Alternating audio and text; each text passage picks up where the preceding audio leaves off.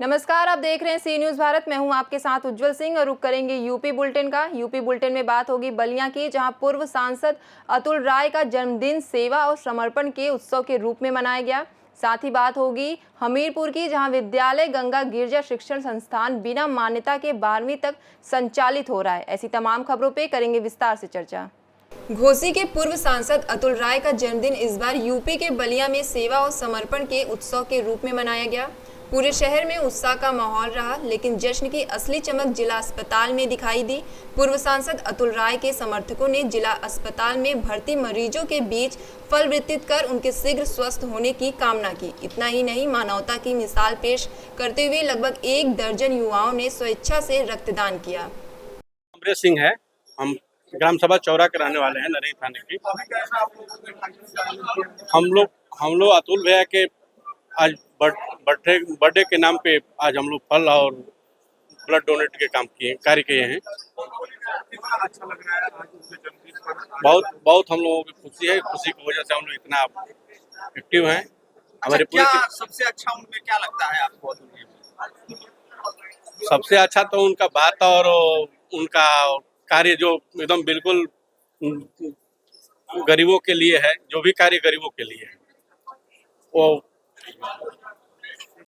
जी, मेरा नाम इसाद अहमद है। जी रिफात जी, कहाँ के रहने वाले? मैं नरही का रहने वाला हूँ।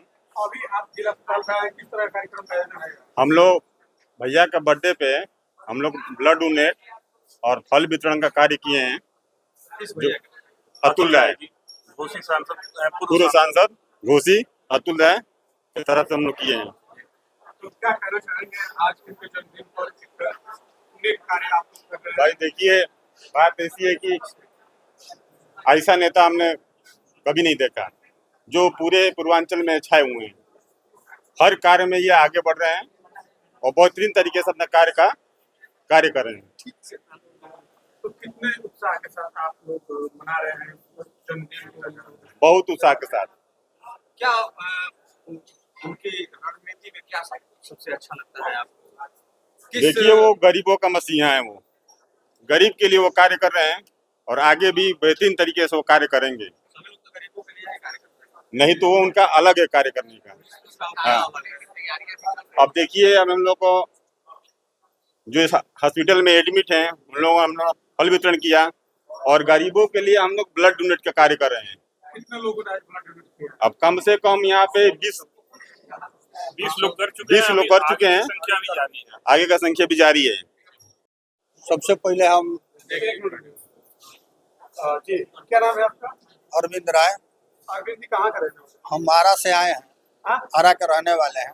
कहाँ पे आए हैं और अभी तो हम सदर अस्पताल बलिया में आए हैं और जो भी आपके मीडिया दर्शक हैं सबको हम लोग अपने तरफ से, सभी भाइयों के तरफ से हार्दिक स्वागत एवं अभिनंदन हम लोग करते हैं कि यहाँ पूर्व सांसद अतुल राय जी का जन्म दिवस है और इस अवसर पर हम लोग यहाँ आए हैं। फल का वितरण भी हो रहा है, ब्लड का भी डोनेट हो रहा है और बहुत ही महान व्यक्ति का आज जन्म का दिवस है। इस उपलक्ष्य में सभी भाई हम लोग जितने हैं सब लोग मिलकर हम लोग आए हैं और बहुत ही नेक व्यक्ति, अगर पूर्वांचल में अगर किसी का नाम सोचा जाए तो उनके जैसा अच्छा आदमी अभी कोई दिखाई नहीं देता है।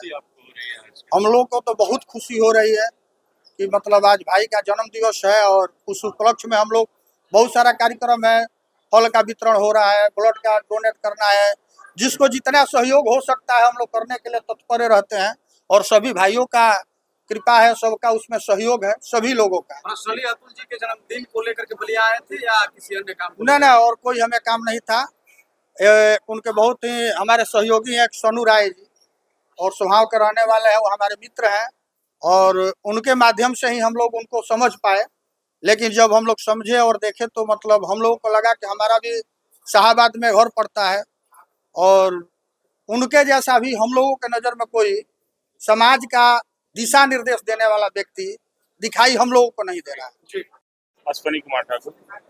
अश्वनी जी, आज कैसा फल वितरण कर रहे हैं और क्या आप किसके जन्मदिन के लिए आप माननीय सांसद पूर्व सांसद अतुल कुमार राय जी का जन्मदिन के अवसर पे हम लोग ब्लड बैंक में ब्लड डोनेट का कार्य किए हैं। और यही नहीं, पूरे पूर्वांचल में हर जगह आज उनके जन्मदिन के अवसर पे ब्लड डोनेट का कार्य किया जा रहा है और फल वितरण का कार्य किया जा रहा है। इनका उद्देश्य यही है कि आम जनमानस में किसी भी तरह का सहयोग रहे, वो उनके तरफ से पूर्ण कोशिश रहती है। और उनके द्वारा नहीं, उनके साथियों के द्वारा 24 घंटे हमेशा लोग एक दूसरे के लिए खड़े रहते हैं। और यही उद्देश्य के साथ हम लोग आज का कार्यक्रम कर रहे हैं। अतुल जी से आपको क्या मिला? अतुल जी से कुछ नहीं मिला है। हर चीज मिलने से नहीं होता है। अगर लोगों को हम अपने तन मन धन से सहयोग कर दे रहे हैं तो हमारी खुशी है, उसमें कोई राजनीति वो नहीं है। जो विचार है जी, लोगों के प्रति कैसा है? किस तरह वो से उनका लोगों विचार के बीच- युवाओं के लिए हमेशा प्रेरणा स्रोत है। और उसी को देखते हुए सभी युवा वर्ग जो भी है उनके प्रति आकर्षित रहते हैं और हमेशा सहयोग की भावना से उनसे जुड़े रहते हैं, ना कि कोई लालच की भावना से। बलिया से सी न्यूज संवाददाता आनंद दुबे की रिपोर्ट। कायमगंज कोतवाली क्षेत्र के ग्राम फरीदपुर सैदवाड़ा निवासी मनीष गंगवार कायमगंज में चीनी मिल के पास स्थित नवीन गेस्ट हाउस से दावत खाकर गुरुवार शुक्रवार की देर रात बाइक से घर वापस जा रहे थे। जैसे ही वह फरुखाबाद कायमगंज मार्ग ग्राम पपड़ी के पास पहुंचे तभी किसी अज्ञात वाहन ने उनकी बाइक में जोरदार टक्कर मार दी, जिससे वह गंभीर रूप से घायल होकर वहीं गिर पड़े। सूचना पर परिजन तत्काल मौके पर पहुंची और देखा कि मनीष खून से लथपथ पड़े थे, जिससे मौके पर ही मनीष की मौत हो चुकी थी। सूचना पर पहुंची पुलिस ने मौके पर पहुंचकर जांच पड़ताल की, जिसके बाद पुलिस ने मृतक के शव का पंचनामा भरकर पोस्टमार्टम के लिए भेज दिया। मनीष अपने पीछे अपनी पत्नी पारुल, 16 वर्षीय पुत्री काजल, 14 वर्षीय पुत्र पारस को छोड़ गए हैं। वहीं पुलिस अज्ञात वाहन की तलाश में जुटी है। फरुखाबाद से सी न्यूज संवाददाता आदेश कुमार शर्मा की रिपोर्ट। एक और सरकार शिक्षा को लेकर तमाम नीतियां और आदेश पारित करती है, वहीं दूसरी ओर विभागीय अधिकारियों की लापरवाही के चलते निजी शिक्षण संस्थान बच्चों के भविष्य के साथ खिलवाड़ करने में लगी है। जिले में आज एक 12वीं की छात्रा इसी लापरवाही का शिकार हुई। पूरा मामला हमीरपुर जिले के मुस्कान विकासखंड के बिहुनी गाँव में संचालित विद्यालय गंगा गिरजा शिक्षण संस्थान का है। यह विद्यालय बिना मान्यता के 12वीं तक संचालित है। विद्यालय में पढ़ने वाली 12वीं की छात्रा रागिनी ने विद्यालय प्रबंधन पर लापरवाही का आरोप लगाते हुए बताया कि वह वहां 9 से लगातार इसी विद्यालय में शिक्षा ले रही हैं और इस साल उसे 12वीं के एग्ज़ाम देने थे। उसके पिता ओम प्रकाश ने मजदूरी करते हुए जैसे तैसे पूरे साल की फीस भी जमा की थी, लेकिन विद्यालय प्रबंधन ने उसकी यूपी बोर्ड एग्ज़ाम के लिए रजिस्ट्रेशन भी नहीं कराया, जिसके चलते उसे 12वीं के एग्ज़ाम के लिए प्रवेश पत्र भी नहीं मिला। विद्यालय द्वारा फर्जी तरीके से उसके प्रैक्टिकल भी कराए गए और एग्ज़ाम हेतु आश्वासन भी दिया गया था कि लेकिन विद्यालय की लापरवाही के चलते उसका पूरा साल बर्बाद हो गया। बता दें कि जनपद में सैकड़ों विद्यालय बगैर मान्यता से अवैध रूप से संचालित हैं, जिसकी शिकायत कई बार जिला विद्यालय निरीक्षक महेश गुप्ता से की गई थी, लेकिन जिला विद्यालय निरीक्षक के ढुलमुल रवैये के चलते आज तक ऐसे विद्यालयों पर कोई कार्रवाई नहीं की गई। बस कारण बताओ नोटिस जारी कर कार्यवाही कर नाम पर केवल खाना पूर्ति की गई। क्या नाम बेटा? रागनी कौन सी कक्षा में पढ़ती है? 12 में। पहले हम नीति से 9 में पढ़े थे। कौन सा विद्यालय? गंगाधर के घराना। एग्जाम को लेकर क्या हुआ? हमारे फिर उन्होंने प्रवेश पत्र नहीं दिया। प्रधानाचार्य जी कह रहे हैं कि हमसे गलती हो गई, फॉर्म नहीं भरा आपका और सबका करवाया।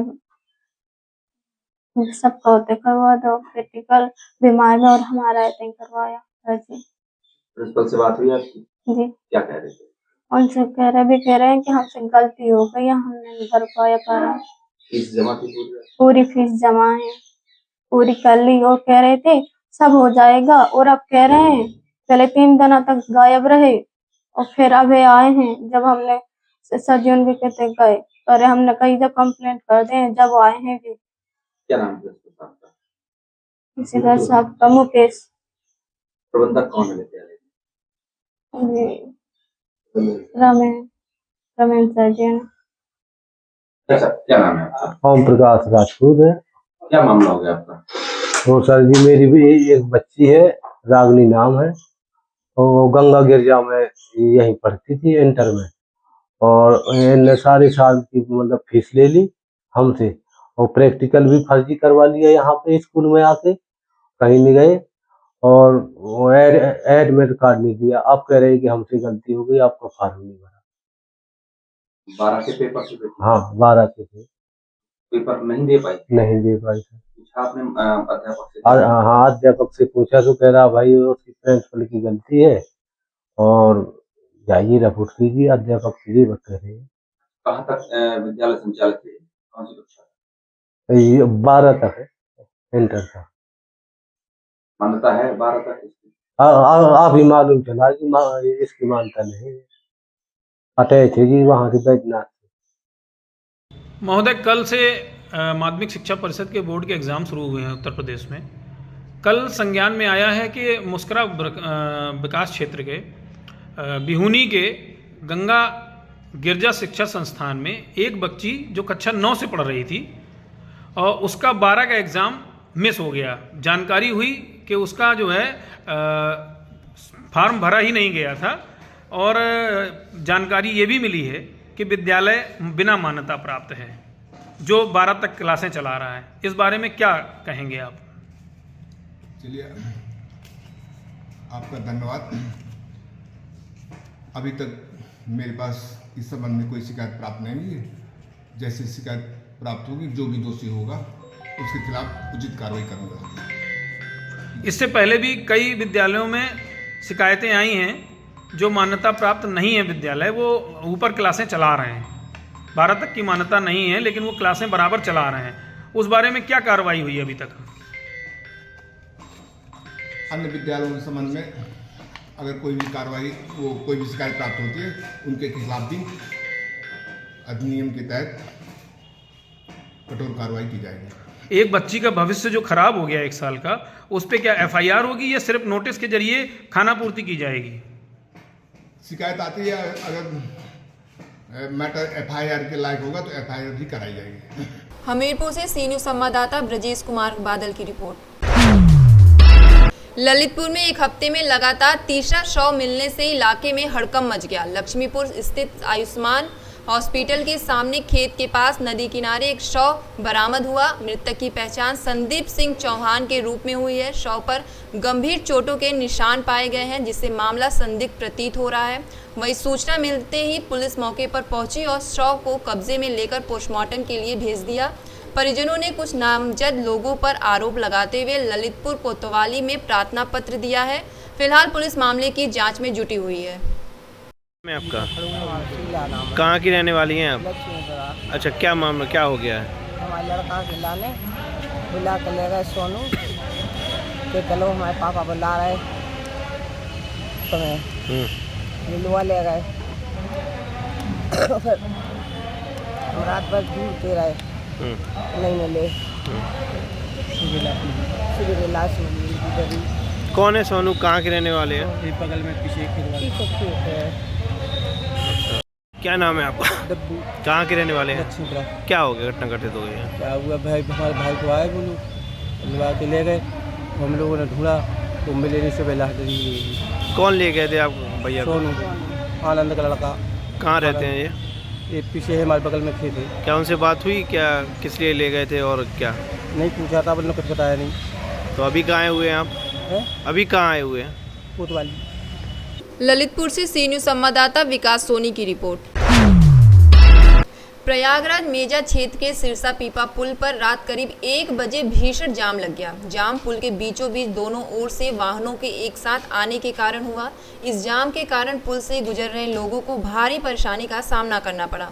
वाहनों की लंबी कतारें लग गई और आवाजाही पूरी तरह ठप हो गई। स्थिति इतनी तनावपूर्ण हो गई कि यात्रियों के बीच कहासुनी हुई, जो जल्द ही मारपीट में बदलने वाली थी। घटना की सूचना 112 नंबर पर दी गई। सूचना मिलते ही 112 पुलिस टीम मौके पर पहुंची और काफ़ी मशक्कत के बाद जाम को खुलवाया, जिससे यातायात सामान्य हो सका। पुलिस ने लोगों से अपील की कि घनी आबादी वाले पुलों और रास्तों पर सावधानी बरतें और आवश्यक होने पर ही यात्रा करें।